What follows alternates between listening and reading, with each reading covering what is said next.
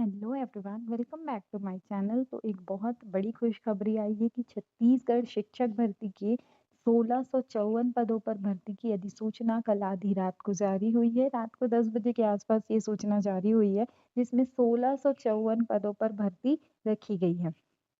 ठीक है, तो आइए देखते हैं इस भर्ती के बारे में कुछ इंपॉर्टेंट फैक्ट्स। तो इस भर्ती की जो ऑनलाइन आवेदन पत्र भरने की प्रारंभिक तिथि है वो है 7 अगस्त 2026। कल रात से ही ये शुरू हुआ था। अंतिम तिथि है हमारी 2 सितंबर 2026 शाम को 5 बजे तक। त्रुटि सुधार जो है वो 3 से 5 सितंबर तक होगा। परीक्षा की संभावित तिथि है 25 अक्टूबर 2026 और परीक्षा जो है वो सुबह 10 से सवा 12 के बीच होगा और प्रवेश पत्र जो होगा वो आपका 19 अक्टूबर तक आ जाएगा।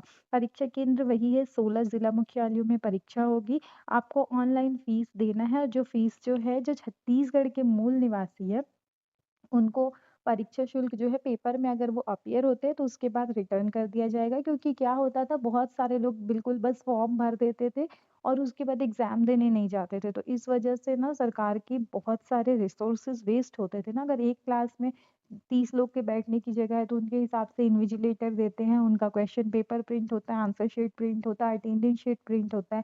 अब वो सब चीज़ें इंसान बना कर रखता है और लोग सिर्फ फॉर्म भर करके एग्जाम देने नहीं जाते थे। इसलिए अब ये फीस वाला सिस्टम वापस लागू हुआ है और ये काफ़ी अच्छा भी है कि आप अपना फीस दो, जब आप एग्ज़ाम दे दोगे तो फीस वापस कर दी जाएगी।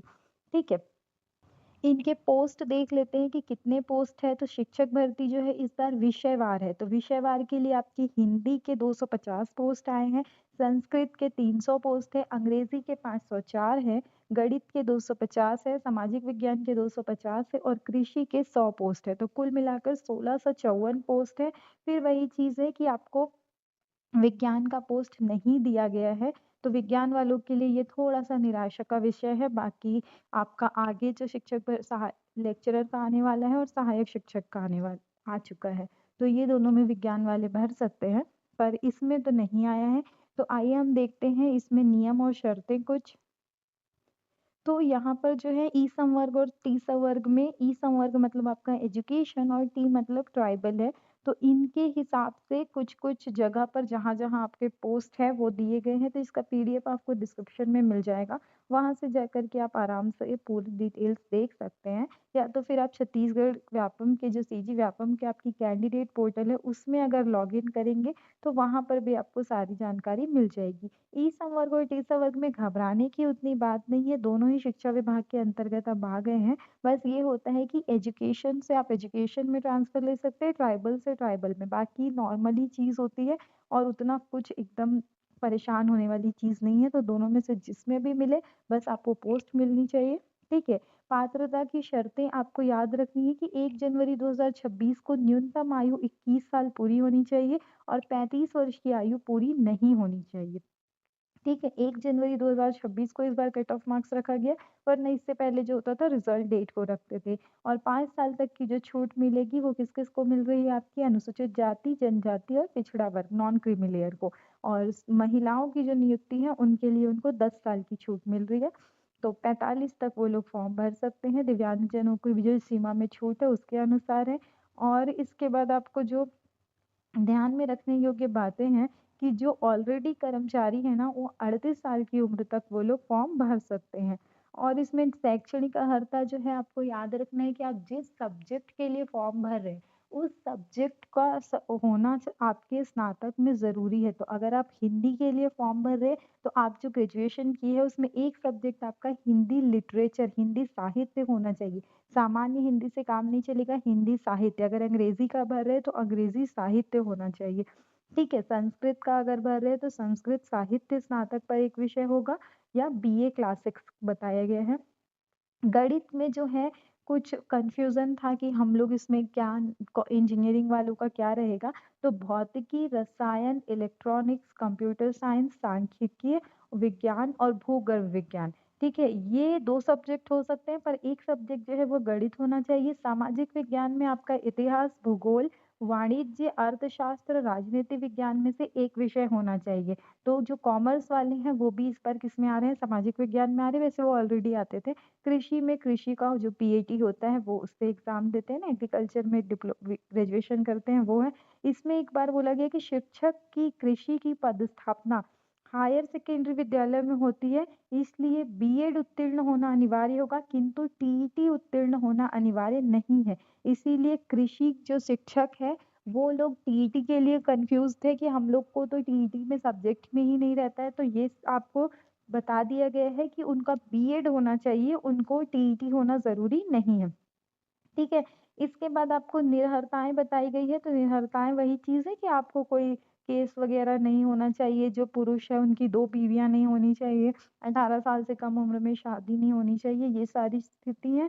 इसके बाद आपको बताया जा रहा है पदों के लिए जो आरक्षण है वो वही है, आरक्षण के नियम के अनुसार रहेगा, इसको अच्छे से पढ़िएगा। और इसके बाद परीक्षा अवधि 3 साल की होगी। अच्छा, इस बार एक चीज़ बताई गई है कि चयन सूची जो है वो जारी की जाएगी, ठीक है? चयन सूची मेरिट के आधार पे होगा और उसकी वैधता सिर्फ 6 माह होगी, जारी करने से 6 माह तक।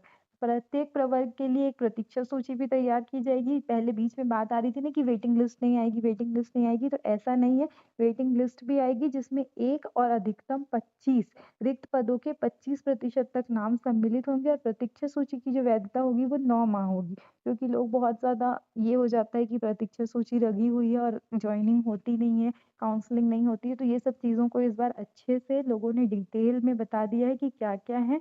और उसके बाद बोला जा रहा है सिविल सेवा नियम 1961 के जो कॉन्ट्रैक्ट है उसके अधीन उपलब्ध रिक्तियों पर अभ्यर्थियों की नियुक्ति के क्रम में विचार किया जाएगा, जिस क्रम में उनके नाम सूची में आए हो। इसके बाद अन्य निर्देश है कि शिक्षक पद के अभ्यर्थी शिक्षक के विज्ञापित पदों में से किसी एक विषय के लिए आवेदन कर सकेंगे। एक से ज़्यादा विषय में आवेदन जो है वो अमान्य किया जाएगा। देखिए क्या होता है ना, जैसे हिंदी साहित्य, राजनीति विज्ञान और भूगोल या अंग्रेजी साहित्य, आपका 3 सब्जेक्ट है मान लीजिए। तो 3 सब्जेक्ट में से आप जिसमें आपकी पकड़ अच्छी है, आपको उसमें अप्लाई करना है। तो अगर आप हिंदी साहित्य, अंग्रेजी साहित्य और भूगोल 3 सब्जेक्ट में आपने किया हुआ है ग्रेजुएशन, ठीक है, ग्रेजुएशन में ये 3 आपके सब्जेक्ट थे, तो अगर आपका हिंदी साहित्य अच्छा है तो आप हिंदी के लिए अप्लाई कीजिए, अंग्रेजी साहित्य अच्छा है तो अंग्रेजी के लिए अप्लाई कीजिए और राजनीति, भूगोल अच्छा है तो फिर आप सामाजिक विज्ञान में अप्लाई कीजिए। पर आप तीनों में नहीं अप्लाई कर सकते, आप 3 में से किसी एक में अप्लाई कर सकते हैं, ठीक है? और दूसरी चीज़ है कि छत्तीसगढ़ का स्थानीय निवासी प्रमाण पत्र होना ज़रूरी है। तो फिर ऐसे ही बाकी सारी इन्फॉर्मेशंस है जो आप इसमें पढ़ सकते हैं। आपको आराम से आप अपने कैंडिडेट पोर्टल पर जाएँगे ना, तो वहाँ पर आपको दिख जाएगा कि एग्ज़ाम अगर आप उसके लिए एप्लीकेबल होंगे तो अप्लाई करने का ऑप्शन आएगा और उसके बगल में आएगा आपको नोटिफ़िकेशन का ऑप्शन। तो वहाँ से आप आराम से देख सकते हैं। बाकी आपको डिस्क्रिप्शन में इसका पीडीएफ मिल जाएगा, वहाँ से आप देखिए। तो सभी के लिए बहुत अच्छी खुशखबरी की बात है कि भई दिवाली से पहले एग्ज़ाम कंप्लीट हो जाएगा, तो जो भी ग्रेजुएशन वाले हैं वो आराम से दिवाली मना सकते हैं। पर लेक्चरर तो दिवाली के बाद है, तो फिर देखिए आराम से तैयारी कीजिए और चैनल से जुड़े रहिए, वीडियोज़ आपको मिलते रहेंगे। हिंदी का तैयारी मेरी हो रही है, तो हिंदी की तैयारी के वीडियोज़ आपको मिलेंगे, सीडीपी के वीडियोज़ मिलेंगे, हिंदी सामान्य और हिंदी इंग्लिश की। आप शुरू करेंगे छत्तीसगढ़ के भी, क्योंकि 10 नंबर जो है वो छत्तीसगढ़ का भी है। तो सिलेबस देख लेते हैं आइए कि सिलेबस कैसा आ रहा है। तो क्योंकि मेरा सब्जेक्ट हिंदी है तो मैं यहाँ हिंदी का सिलेबस थोड़ा-सा दिखाती हूँ, बाकी फिर सिलेबस का वीडियो आपको अलग से मिल जाएगा।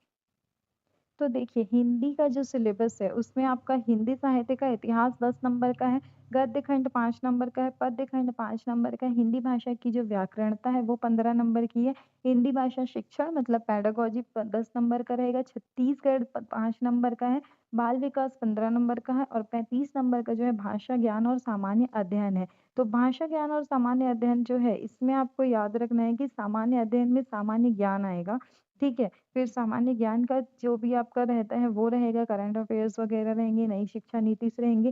कंप्यूटर इसमें आपको 5 नंबर का मिलेगा और जनरल मानसिक योग्यता 10 नंबर की है। इंग्लिश और हिंदी जो है, जो पहले 30 और 25 नंबर का होता था, वो इस बार 5-5 नंबर का हो गया है। तो ये सब जो होते थे स्कोरिंग होते थे, जिसमें से हम स्कोर करते थे। पर इस बार 100 नंबर का जो पेपर किया है, तो इसको बहुत ज़्यादा वास्ट कर दिया है। तो कैसा सिलेबस बनेगा, क्या होगा, थोड़ा-सा नया है, तो देख कर के समझ आएगा क्वेश्चन पेपर। तो सहायक शिक्षक में ये सब चीज़ें क्लियर होंगी, बाकी वीडियोज़ में साथ में करते रहेंगे। तो अब ऐसा है 5-5 नंबर का है ना, तो इस बार हिंदी, इंग्लिश और कंप्यूटर और छत्तीसगढ़ के क्वेश्चंस मिला करके वीडियो बनाने की कोशिश करेंगे। तो डिटेल नोटिफ़िकेशन आप आराम से देखिए पीडीएफ में, उसके बाद फॉर्म भरिए, क्योंकि फॉर्म एक बार भरेंगे तो दूसरी बार फिर आपको त्रुटि सुधार बाद में करना पड़ेगा। उससे अच्छा सारी डिटेल्स ले लीजिए, हर तरफ से जानकारी ले लीजिए, उसके बाद फॉर्म भरकर आप एग्ज़ाम के लिए बैठिए। तो फिर चैनल से जुड़े रहिए तैयारी के लिए। मिलते हैं नेक्स्ट वीडियो में। Thank you. Have a nice day.